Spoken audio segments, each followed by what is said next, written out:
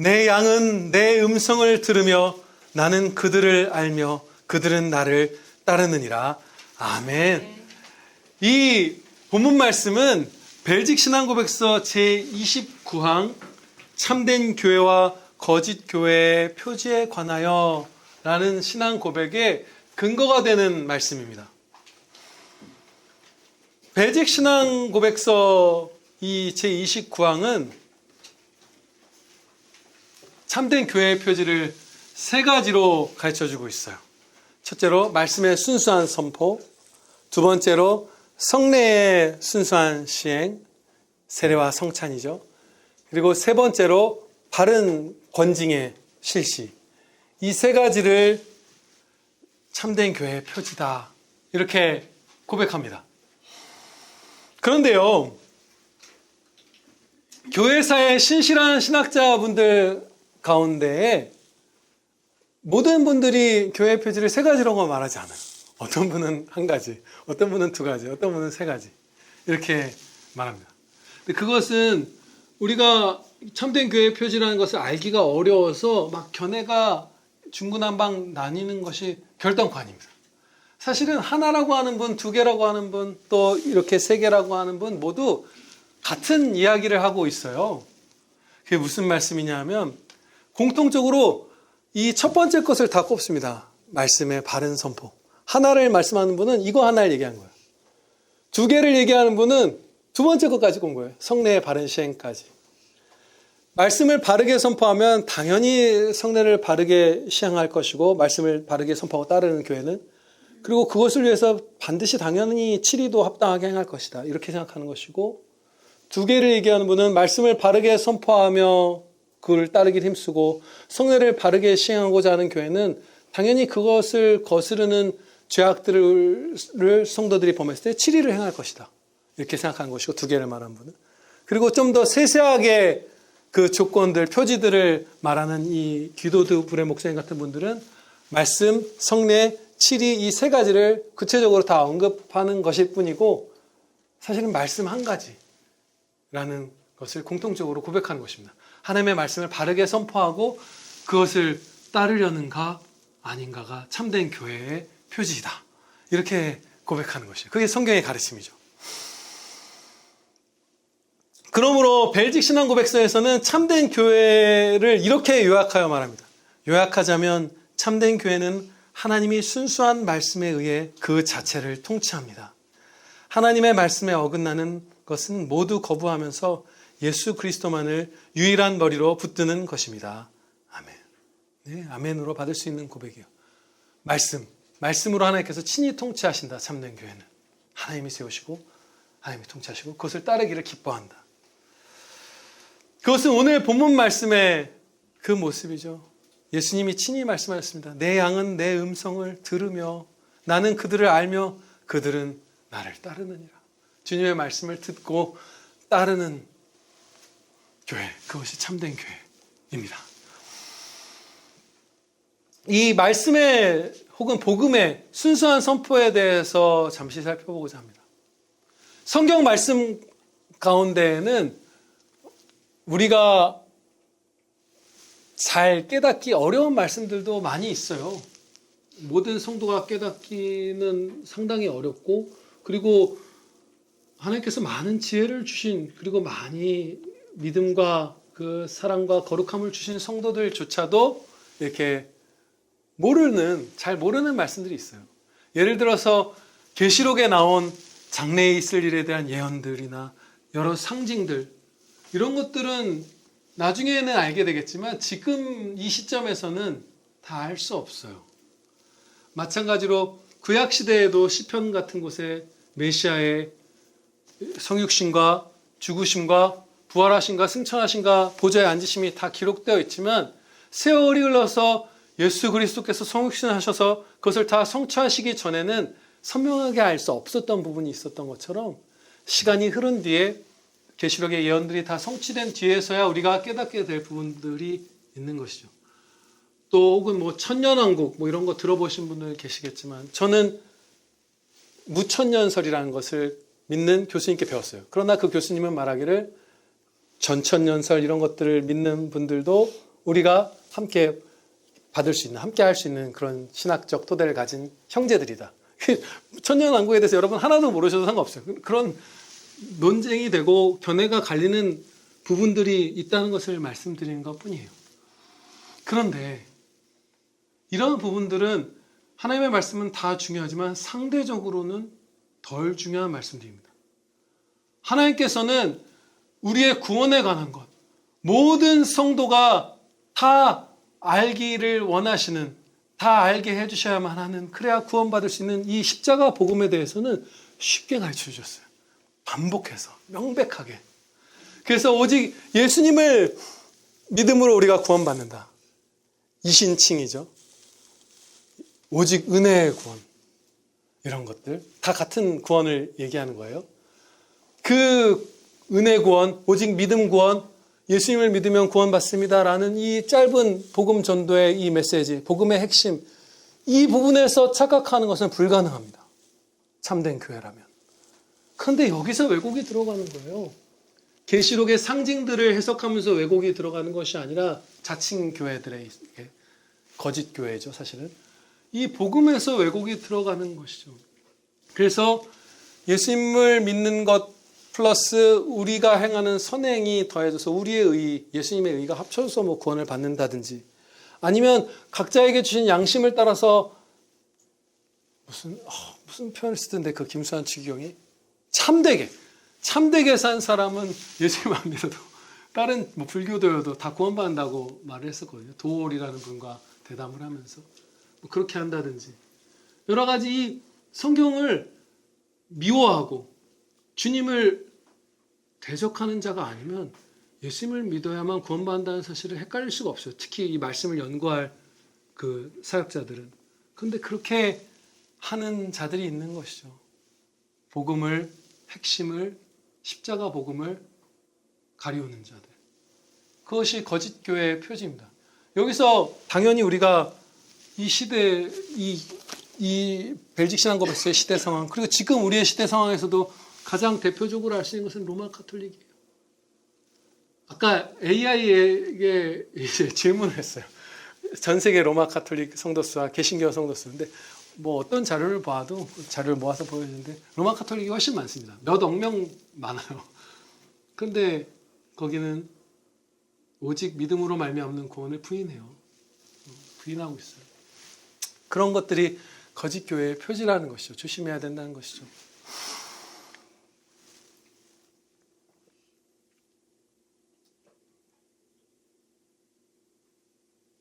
앞서 아침에는 우리가 지난 한 세대를 휩쓸어서 이제는 예배, 한국 예배의 기본이 되어버린 열린 예배, 구도자 예배를 살펴봤죠.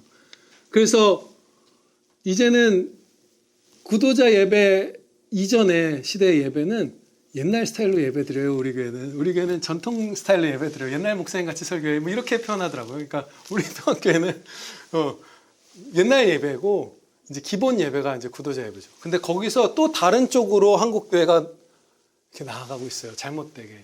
뭐 이머징 뭐 교회 예배 뭐 이렇게도 하고. 그것은 뭐냐면 열린 예배라는 것이 굉장히 가볍고 피상적이고 수준이 낮은 것을 요구하잖아요. 더 고도의 것, 어떤 것들을. 그러면 사실은 이 옛날 예배 스타일로 정말 기도로 준비하고 마음을 낮추고 들을 때도 내가 이 말씀을 거부하기 시작하면 제발 듣는 마음을 주시옵소서 간절히 부르짖으면서 이 말씀을 배우고 말씀 따라가는 하나님의 말씀의 통치를 받기를 소원해야 되는데 많은 한국 교회들이 또 어디로 가냐면 촛불을 켜고 무슨 옛날처럼 막 이렇게 무슨 문서 같은 거 이렇게 카톨릭에서 하듯이 동방정교에서 하듯이 그런 걸 낭독하고 향을 피워두고 침묵기도 뭐 이런 거 명상 이런 것들을 하고 그런 식으로 가서 열린 예배에서 얻지 못했던 어떤 영적인 것, 심오한 것들을 말씀에서 얻으려 하지 않고 느낌에서, 주관적 감정에서, 분위기에서 얻으려고 하는 흐름이 있어요. 그래서 막 촛불 켜고 무슨 관상기도 하고 무슨 예배 때 향 피우고 막 이런 교회들 많아요.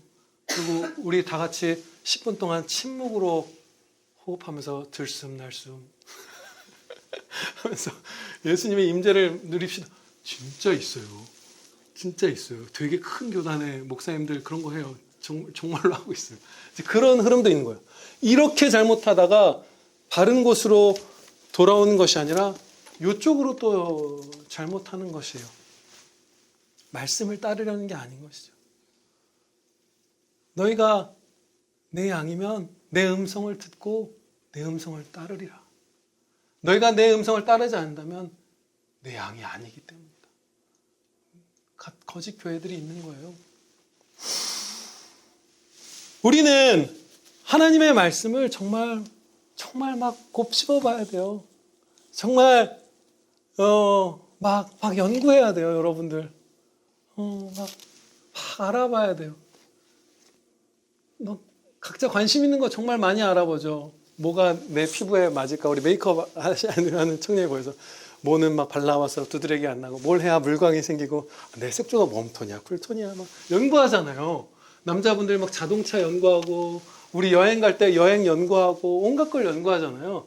우리에게 주신 그 탐구 정신과 그 능력을 갖고 성경 말씀을 연구해야 돼요. 이렇게 말씀합니다. 너희가 느낌이 없음으로 멸망한다. 아니야.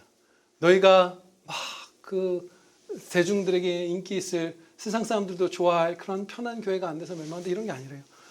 호세아 4장 6절 말씀입니다. 내 백성이 지식이 없음으로 망하는도다. 성경 말씀을 연구하지 않고 지식이 없기 때문에 망하는 거예요. 진리이기 때문에, 생명의 말씀이기 때문에. 지식이 없음으로 망하는도다. 네가 지식을 버렸으니 나도 너를 버려 내 제사장이 되지 못하게 할 것이요 네가 너의 하나님의 율법을 잊었으니 나도 너의 자녀들을 잊어버리리라. 성도들이 비참하게 살게 되는 것, 멸망으로 막 미끄러져 가는 것, 사랑이 식어가는 것은 향이나 촛불이 없어서 주님의 임재를 못 느껴서도 아니고 무슨 신나는 찬양이 없어서도 아니고 우리 그 합신의 조병수 총장님 아주 훌륭한 분이죠. 그분은 그랬어요. 제발 기도할 때 좀 피아노 좀 안 치면 안 되냐고. 그걸 쳐야만 기도가 되냐고. 막 감성을 울리는 연주가 안 나오면 여러분들은 주님께 나아가서 기도를 못 드리냐고. 그 피아노 치는 게 다 나쁘다는 뜻은 아니에요. 도움이 될 수도 있죠. 그러나 그 감상에 젖어서 막 불을 다 끄고 그래야만 기도가 되던가요? 그게 아니다. 지식이 없음으로 망하는도다. 느낌이 없음으로 망하는 것이 아니에요. 지식이 없음으로 망하는도다. 하나님께서 칭찬하시고 구원의 문이 막 크게 넓게 열렸던 교회의 특징은 무엇인가? 사도행전 17장 11절 말씀입니다. 베레아에 있는 사람들은 데살로니가에 있는 사람들보다 더 너그러워서 간절한 마음으로 말씀을 받고 이것이 그러한가 하여 날마다 성경을 상고함으로 그 중에 믿는 사람이 많고 또 헬라의 귀부인과 남자가 적지 아니하나. 하나님의 말씀을 진짜 그런가 삶에서 막 붙들고 간절한 마음으로 받으면서 이게 진짜일까? 이게 진짜 되나? 오늘 아침 말씀 뭐였죠? 예를 들면 상대방의 사랑하는 형제의 죄악과 맞서 싸우라는 거죠. 그걸 권고하라고 하시잖아요. 그러면 우리 사이가 멀어지는 게 아니라 진짜 저 사람이 은혜를 입고 하나님이 나를 위로해 주실까? 저 사람이 내가 성경적 충고를 했으므로 나를 멀리할 때 나는 하나님께 위로받고 하나님으로 만족하며 기뻐하고 그 형제가 돌아오는 그 은혜를 맛볼 수 있을까? 주님의 말씀이 진짜입니까? 상고하고 시도해보고 그렇군요. 성경 말씀은 얼마든지 점검해 보시기 바랍니다. 전혀 두렵지 않아요. 한 성도로서. 여러분도 두렵지 않으시죠? 성경 말씀은 여기 흠이 있고 여기 오류 있는데 감춰줘야지 할 그게 아니에요. 시험하면 할수록 아멘, 아멘, 아멘. 그것만 느낄 뿐입니다. 우리가. 그것만 경험할 뿐이에요. 이렇게 말씀을 늘 상고하고 막 연구하고 테스트해보고 그 불신앙의 테스트는 좀 아니고요. 못 믿겠는데 진짜 이런 건 아니고 막 그 맛보고 싶어서 진짜 그런가? 막 기대감에 그런 성도, 지식이 충만한 성도 되시기를 예수 그리스도의 이름으로 축원합니다. 예, 아멘입니다. 다음으로 성례에 대해서 잠시 살펴보고자 합니다. 성경 말씀에서는 두 가지 성례만을 가르쳐 주십니다. 세례와 성찬이에요. 그런데 동방 종교회나 로마 카톨릭은 7가지 성례를 주장해요. 뭐 여러 가지가 있어요. 무슨 변진 성사, 무슨 성사, 뭐 많이 있어요. 고해 성사도 그거에 포함되어 있죠. 유명한. 잘못된 거예요. 아니 성례를 왜 2개라고 하셨는데 왜 7개를 만들었을까요? 너희는 내 양이 아니다. 주님의 양이었으면 명백하게 2개만 있는 이 성례를 믿고 따랐을 거예요. 개신교 안에서도 침례교든 장로교든 감리교든 무슨 회중교회든 혹은 성공회에 있던 신실한 분들이든 그냥 당연히 2개로 믿었어요.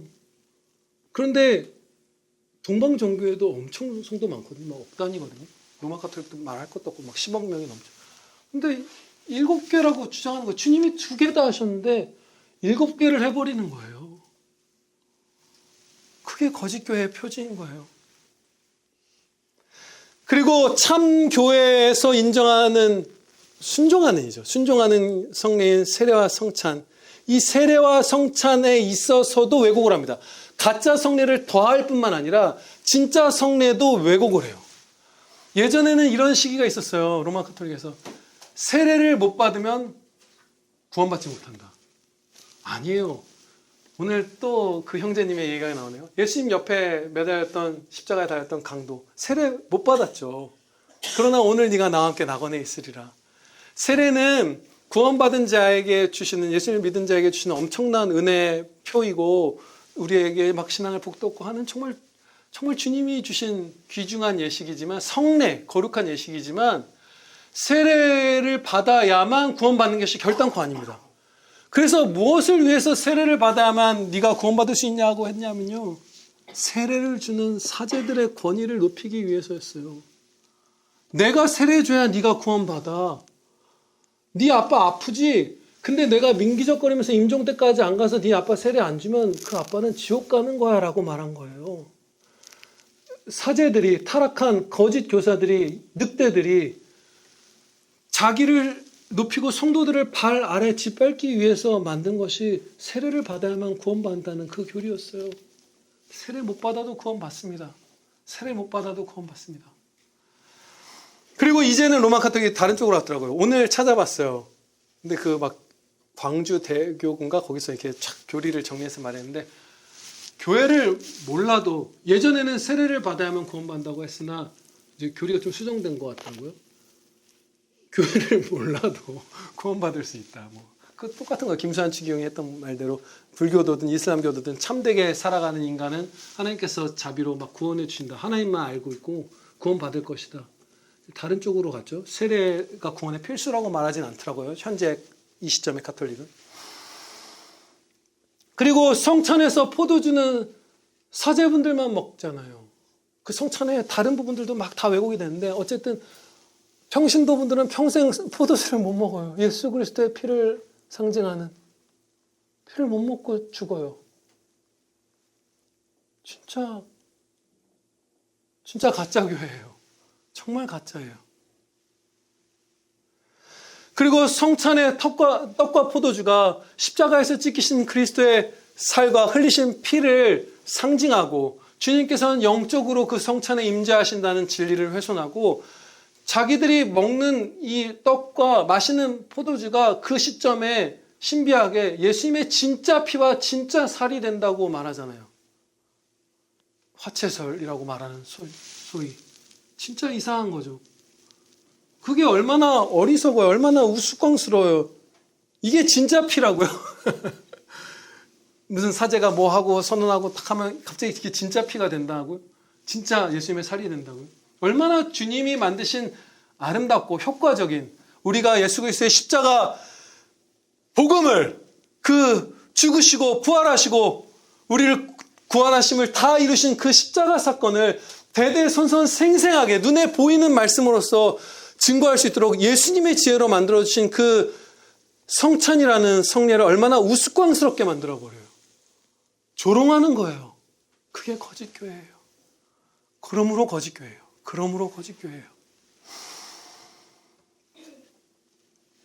권징에 대해서 우리가 살펴보고자 합니다. 너의 형제가 죄를 범하거든 가서 너와 그 사람과만 상대하여 권고하라. 만일 들으면 네가 너의 형제를 얻은 것이요, 만일 듣지 않거든 한두 사람을 데리고 가서 두세 증인의 입으로 말마다 확증하게 하라. 만일 그들의 말도 듣지 않거든 교회의 말하고 교회의 말도 듣지 않거든 이방인과 세리와 같이 여기라. 권징. 오늘 아침에 우리가 들었던 말씀과 연결되는 것이죠. 참된 교회는 성도가 상대방의 죄악에 대해서 권고합니다. 경계하고 치리하고 권면하고 맞서 싸우는 것. 같은 편에서 싸우는 그게 진짜 같은 편이에요. 죄악과 형제는 사랑하고 죄악은 혐오해서 형제 편에 서서 그 형제를 미혹하는 그 죄와 맞서 싸우는 것. 그것을 하라고 하셨어요. 근데 잘 안 하죠. 잘 안 하죠, 우리가. 그래서 그런 거 하면 진짜 미친 사람 취급당하는 것 같아요. 그 죄악에 대해서 얘기하고 하면 얼마나 썰렁해지는지 몰라요. 얼마나 이상해지는지 몰라요, 분위기가. 데살로니가 후서 3장 14절로부터 15절 말씀에서는 이렇게 말씀합니다. 누가 이 편지에 한 우리 말을 순종하지 아니하거든 그 사람을 지목하여 사귀지 말고 그로 하여금 부끄럽게 하라. 그러나 원수와 같이 생각하지 말고 형제같이 권면하라. 하나님의 말씀을 불순종하면서 그 죄가 공적으로 드러나고 한 명이 가서 권면했는데 안 듣고 두세 사람이 가서 권면했는데 안 듣는 그런 사람들, 막 그런 과정 속에서 그 형제와 사귀지 말고 거리를 두라는 거예요. 저와 여러분 가운데 다 죄가 있죠. 모든 죄에 대해서 막 하기 시작하면 우린 끝도 없어요. 그러나 그 죄가 너무나 커지고 그것을 드러나는 것을 주님께서 허락하시고 그래서 공적으로 우리가 다 알게 되고 교회 전체를 흐리고 타락시키는 그런 죄악들이 있을 때에 우리가 그 죄를 범하는 형제와 교제하지 말라는 거예요. 그래서 그러나 원수같이 대하지 않죠. 사랑하는 형제죠. 그러나 그 사람이 정신이 번쩍 들게 거리를 두라는 거예요. 그냥 친근하게 할 수 있는 게 아니에요. 눈물 가운데 하겠죠. 제가 담임 목사 그럼 진짜 큰일 나는 건데 제가 이상하게 넘어져 가면 여러분들이 저에게 살갑게 대하지 마시는 거예요. 안아야 되는 거예요. 노예 얘기하고 우리 장로교니까 노예가 그런 것들을 주관하니까 다 같이 여러분 기도하시고 제가 회개할 때까지 제가 그것을 수치스럽게 주님의 이같이 큰 구원을 받아서 예수 그리스도의 몸인 교회의 일원이 되었는데 이제 그것을 하찮게 여기고 세상을 쫓아 달려가는 목사가 제가 되었다면 저를 부끄럽게 느끼도록 여러분이 저와 교제를 끊으셔야 되는 거예요. 그게 성경의 가치. 마찬가지입니다. 여러분 사이에 모든 어떤 누구든지 간에 여러분들이 죄악으로 넘어져 갈 때 그 사람을 지목하고 사귀지 말고 그로 하여금 부끄럽게 하라. 그러나 원수와 같이 생각하지 말고 형제같이 권면하라. 그래야 산다는 거예요. 그래야 산다는 거예요. 이 권징이 얼마나 사라졌던가요? 얼마나 많이 사라졌는지 몰라요. 거의 멸종해버렸습니다. 우리 한국교회 안에서 이런 권징을 본 적이 없어요. 거의 본 적이 없어요. 다행히도 우리 평안교회 안에서는 원로 목사님이 권면했습니다. 죄악을 크게 공적으로 드러난 죄악들, 이런 죄악들. 그리고 회개하고 돌이킨 분들도 있고 회개하지 않고 이 평안교회를 떠나간 분들도 있죠. 권징을 안 하셨던 목사님이 아니라 할 필요가 없었던 상황 가운데 우리가 지난 세월을 지내왔어요. 그렇지만 아예 입을 닫으신 게 아니라 이걸 한 거예요. 한 사람이 가서 권고하고 두세 사람이 가고 그때 이제 교회를 떠나고 이런 분들이 있었죠. 몇몇 분들이. 이 권징을 함으로써 성례를 바르게 실천함으로써 무엇보다도 복음을 바르게 전하고 믿고 간절히 마음으로 붙들므로써 참된 교회를 견고하게 세우시는 아들, 딸들 되시기를 예수 그리스도의 이름으로 축원합니다. 기도드리시겠습니다. 아버지 하나님, 주님께서 세우시고 주님께서 하나 되게 하신 이 교회를, 이 하나됨을 저희가 견고하게 세울 수 있게 하여 주시옵소서. 이 모든 것 은혜임을 고백하옵나이다. 은혜를 주셨을 때 태만하여 지는 자들 되지 않게 하옵시고 은혜의 힘을 입어 은혜로 말미암아 저희가 은혜 가운데 충성하여 이 교회를 말씀에 바른 선포가 있고 말씀에 즉각적인 순종이 있고 철저한 사모함으로 말씀을 따르는 행복한 교회, 하나님을 찬양하며 영광되며 거룩한 복된 교회, 은혜가 충만한 교회 저희가 되도록 순종케 하옵시고 계속해서 주님 신뢰하며 은혜 구하게 하여 주시옵소서. 우리 구주 예수 그리스도의 이름으로 주여 긍휼히 여겨 주시오며 간절히 기도하려옵나이다. 아멘.